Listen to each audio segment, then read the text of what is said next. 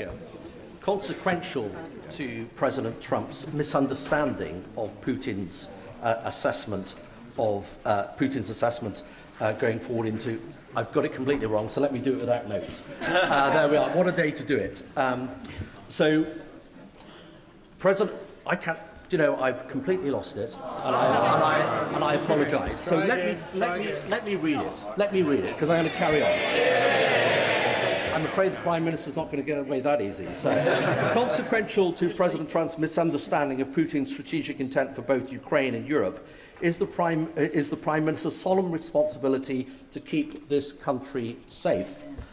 Given the hypersonic missile threat and the ballistic missile threat, known threat from Russia, and the fact that the United Kingdom has no current counter to that, what is the Prime Minister going to do to keep this country safe from those that have already threatened us? I thank him for his question and his contribution to this important debate, and of course the contribution he made yesterday as well. It is the first duty of the Prime Minister to keep this country safe. It's the duty that is paramount and above all else, and I take it extremely seriously and treat it as my #1 priority. We review our security and defence arrangements all of the time, and we are particularly a leading member in NATO, which is the single most effective military alliance the world has ever seen. Ben Coleman. Thank you, Mr. Speaker. My constituents in Chelsea and Fulham tell me that our top national priority must remain, as it is, economic growth. So does the Prime Minister agree that the swiftest way to achieve growth is for the government to be even more ambitious in negotiating with the European Union to remove the new red tape and trade barriers that have been holding back UK businesses, especially small and medium-sized ones, since the Conservatives' poorly managed exit from the European Union?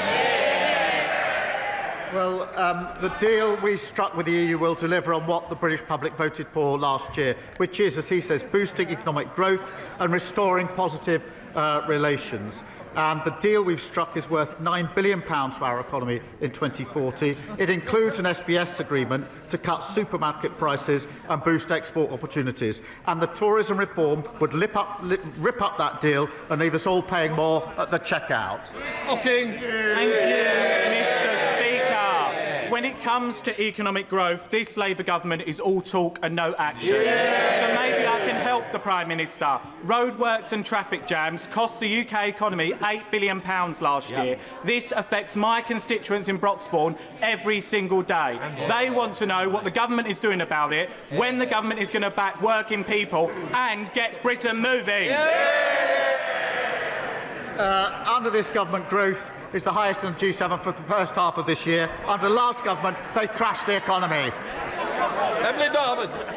Thank you, Mr. Speaker. Yesterday was the UN International Day for the Elimination of Violence Against Women, otherwise known as White Ribbon Day in Milton Keynes and many other places.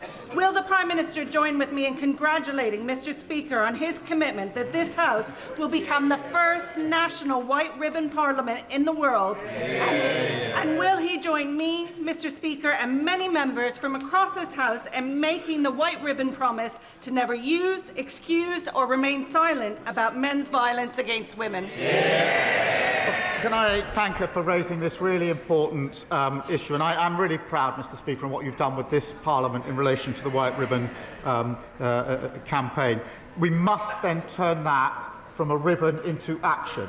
And I am really proud that this government is fully committed to tackling violence against women and girls. It is a political commitment, it is a personal commitment from me, and we'll do everything we can in relation to reducing violence against women and girls, which is pernicious. It is far more widespread than people appreciate, and we absolutely have to stop talking and start doing in relation to this. Final question.